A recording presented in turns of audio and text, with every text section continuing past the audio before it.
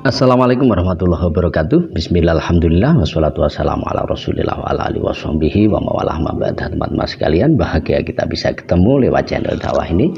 Mudah-mudahan nikmat iman, Islam serta kesehatan selalu diberikan Allah kepada kita sekalian. Teman-teman sekalian, sesuai dengan permintaan dari beberapa teman, channel dakwah ini agar diisi kajian yang berkaitan dengan masalah yang lagi viral, yakni salah satu filantropi di Indonesia, yakni ACT, aksi cepat tangkap, yang saat ini lagi mendapatkan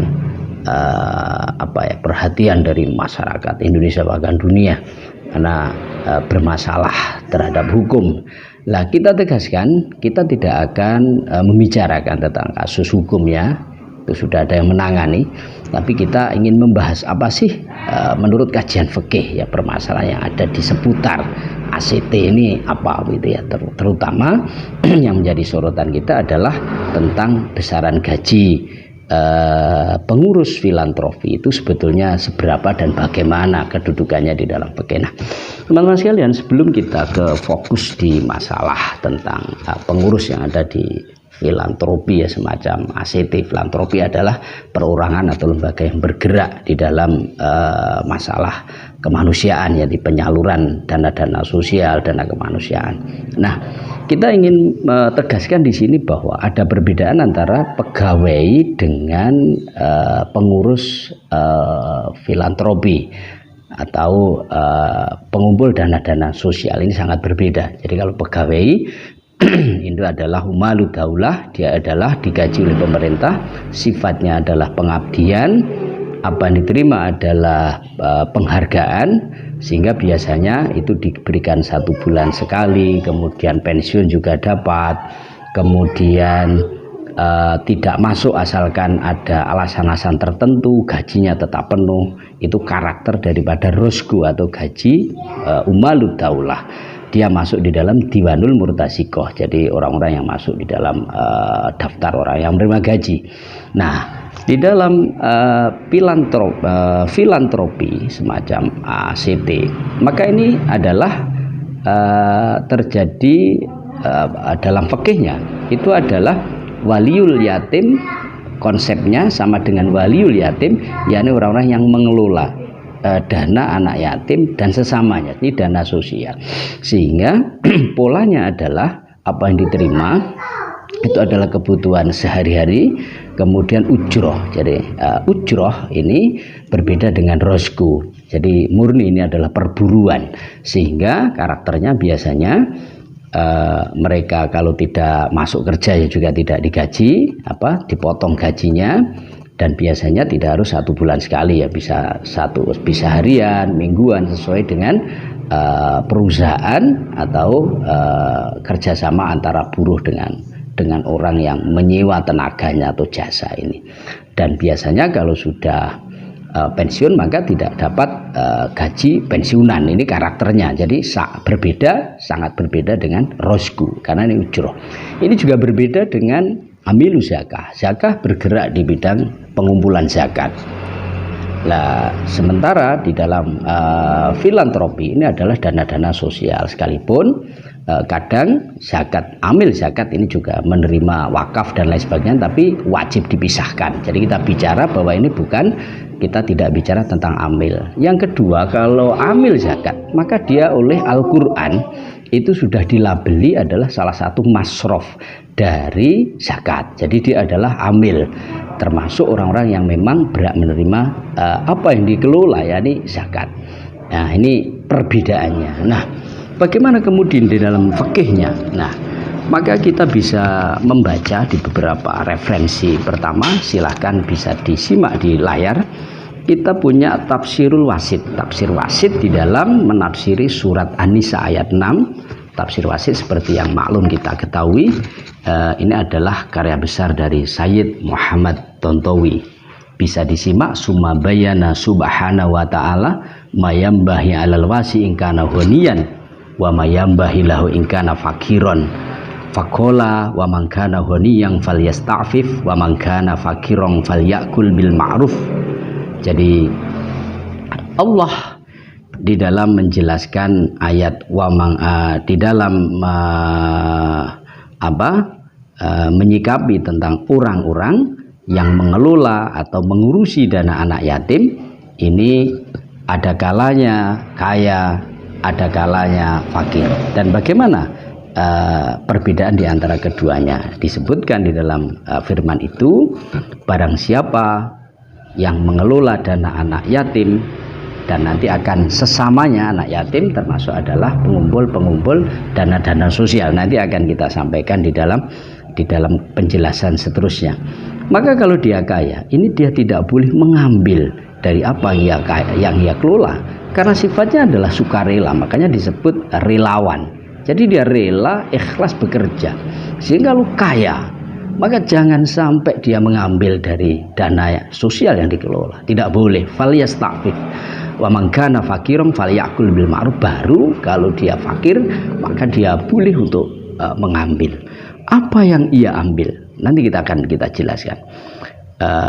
Di dalam tafsir itu dijelaskan lebih lanjut, bisa disimak wa man kana minal auliyai awil ausiyai ala amwalil yatama yang falyasta'fif ay falyatanazzah an akli malil yatim. Artinya para wali, para orang yang mengelola atau orang-orang yang ditugasi, ditunjuk untuk mengelola, membawa, mengembangkan harta anak yatim ini apabila kaya, maka falyatanazzah an akli malil yatim. Maka dia sama sekali tidak boleh mengambil dari harta-harta yang dia kumpulkan. Wal yakna bima atahullahu miriskin wafirin isfaqon ala malil yatim. Karena dia sudah diberi rezeki oleh Allah dengan kecukupan, maka jangan sampai mengambil harta anak yatim. Pengertian kaya adalah orang yang cukup, ya, jadi orang yang penghasilannya sudah cukup standar, tidak ada kekurangan baik tempat tinggal, kendaraan maupun untuk makanan sekeluarga. Inilah batasan-batasan cukup. Jadi kalau sudah cukup, standar layak, itulah batas orang yang mengurusi dana sosial untuk tidak boleh mengambil dari harta yang dikelolanya. Wa man kana fakiron min haula'il ausiya falyakul bil ma'ruf. Adapun mereka-mereka yang fakir atau miskin, fakir miskin adalah mereka-mereka yang penghasilannya itu kurang dari kebutuhan wajar. Boleh dia makan bi ayakhudha mimalil yatim ala qadri hajatihi ad-daruriyah wa ajri sa'ihi wa khidmatihi lahu. Maka dia boleh mengambil untuk kebutuhan dia dan keluarganya, kebutuhan makan, ya, karena memang dia tidak cukup untuk makan.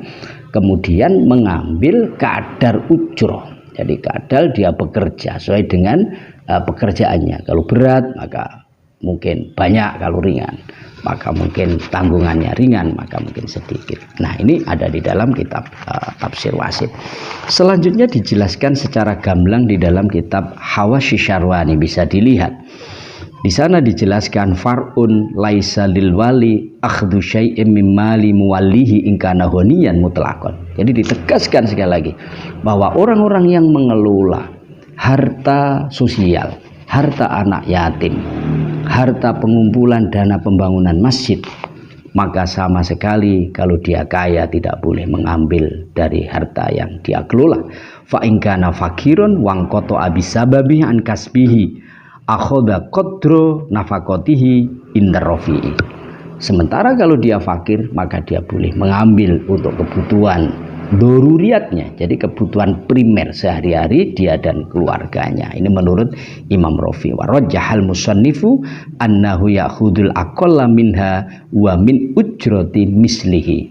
Sedangkan menurut Syekh Syarwani di dalam kitab Syarwani ini, maka dia di samping dia boleh untuk mengambil kebutuhan nafkah sehari-hari, dia juga boleh mengambil upah dari pekerjaannya dengan standar yang minimal. Ini diperbolehkan. Nah ini wakisa biwaliyil yatim fima dzukir manjama amalan li fakki asrin ay mathalan. Disamakan dengan orang yang mengelola anak yatim adalah orang yang mengumpulkan dana-dana sosial kalau dulu untuk melepaskan para tawanan. Falahu in kana fakiron al aklu minhu, maka dia juga boleh mengambil dari dana sosial yang dikumpulkan. Ini kalau fakir. Jadi kalau kaya sama sekali ini tidak diperbolehkan. Wakila wal waju ayukola falahu akolu amroini. Seperti di atas ada yang mengatakan tidak hanya nafkah tapi juga ujroh ini diperbolehkan. Qaulu ay mathalan yadkhulu man jama'a li kholasi madinin musirin, termasuk orang-orang yang disamakan dengan mengumpulkan dana sosial untuk melepaskan orang-orang yang sedang ditawan, kemudian sama seperti harta anak yatim adalah orang-orang yang mengumpulkan dana masyarakat untuk membantu mereka-mereka yang tidak mampu membayar hutang, au madlumin musadarin, atau untuk melepaskan orang-orang yang ada di tangan orang-orang yang dolim. Ila angkol wa kadza yadkhulu man jama' li nahwi bina'i masjidin, termasuk pengumpul dana-dana untuk bangunan masjid. Ini sama, artinya kalau kaya jangan sampai mengambil, kalau fakir maka dia boleh mengambil untuk kebutuhan nafkah dia dan keluarganya plus ujratul misli, jadi upah yang standar sesuai dengan pekerjaannya. Qauluhu falahu aqallul amraini, yakni an-nafqah wa ujratul misli. Dua itu yang diperlukan. Kemudian kita topang di dalam mausu'ah fikih. Di dalam mausu'ah fikih di sana disebutkan berapa sih, bisa dilihat di layar, berapa sih ujroh misil. Ketika orang bekerja di dalam filantropi itu berapa kalau dia mengambil ujroh. Dan saya tegaskan sekali lagi, ini adalah orang-orang yang fakir. Di bawah, paling bawah bisa disimak ujroh misil wa huwa ma yuqaddiruhu ahlul khibrah atau ahlul khibrah, yakni standar yang ditetapkan tidak semaunya sendiri, tapi ditetapkan oleh orang-orang yang memahami tentang standar upah seseorang di dalam satu pekerjaan atau satu perusahaan atau satu lembaga. Ini yang bisa dijelaskan tentang yang berkaitan dengan filantropi. Nah, yang terakhir kita buka di dalam Raudhatul Thalibin. Nah, pertanyaannya adalah apakah kemudian kalau dia kaya itu memang sama sekali tidak boleh mengambil? Tidak adakah yang mengatakan boleh begitu? Nah, kalau kita berani, sekali lagi kita berani, dan ini tidak kita rekomendasikan di dalam Raudhatul Thalibin. Jadi Al-Mawardi dan Imam Syasi ini menjelaskan wahakal Mawardi wa Syasiu wajan anau yajuzu aidzon lil ghani, boleh bagi orang kaya ayakula bi qadri ujrati, boleh mengambil sebatas ujrohnya, tapi wasoheh al-ma'rufu al-qat'u bi annahu la yajuzu lil ghani mutlaqan. Tapi pendapat yang soheh, sekali lagi pendapat yang soheh ini tidak memperbolehkan secara mutlak bagi orang-orang yang kaya yang menjadi pengurus satu lembaga yang mengumpulkan dana masyarakat untuk kemanusiaan, sama sekali tidak boleh. Dan kita hanya sekedar irsyad bukan ifta. Silahkan ini kalau berani menggunakan pendapat muqabilus sahih yang lemah ini, tapi ini tidak kita rekomendasikan. Nah, teman-teman sekalian, apabila kita coba untuk menggambarkan di Indonesia berapa sih ujroh misil, apabila kita sekali lagi berani mengambil ini, nah kita bisa lihat di layar. Jadi di dalam perburuan tentu kita tahu tukang itu sehari 100.000, 150.000. Kemudian coba kalau kita soroti tentang orang-orang yang ada di direksi atau direktur, bisa disimak tertulis di dalam satu dokumen bahwa gaji direktur utama itu kalau perusahaannya swasta kecil dan masuk perusahaan tentu ini sudah ratusan miliar, bukan sudah triliun. Ini hanya 50 juta. Kemudian gaji direktur utama perusahaan skala besarnya sudah ratusan triliun, ini cuma 95 juta. Direktur perusahaan multinasional, jadi sudah luar biasa, internasional, sudah besar sekali, ini 500 juta tiap bulan dan seterusnya. Oleh sebab itu, maka silahkan yang ada di masyarakat yang mengelola dana sosial termasuk ACT, silahkan inilah fikihnya, sehingga silahkan dinilai apakah direktur-direktur itu kaya sehingga tidak boleh sama sekali mengambil, ataukah memang fakir sehingga boleh mengambil, dan layakkah mereka umpama memberanikan diri mengambil pendapat yang lemah. Ini dia mendapatkan gaji-gaji fantastis yang ada di berita-berita yang sering disampaikan oleh pihak-pihak yang berwajib. Demikian, mudah-mudahan bermanfaat bagi kita sekalian. Wallahu muwaffiq ila aqwamit thoriq. Assalamualaikum warahmatullahi wabarakatuh.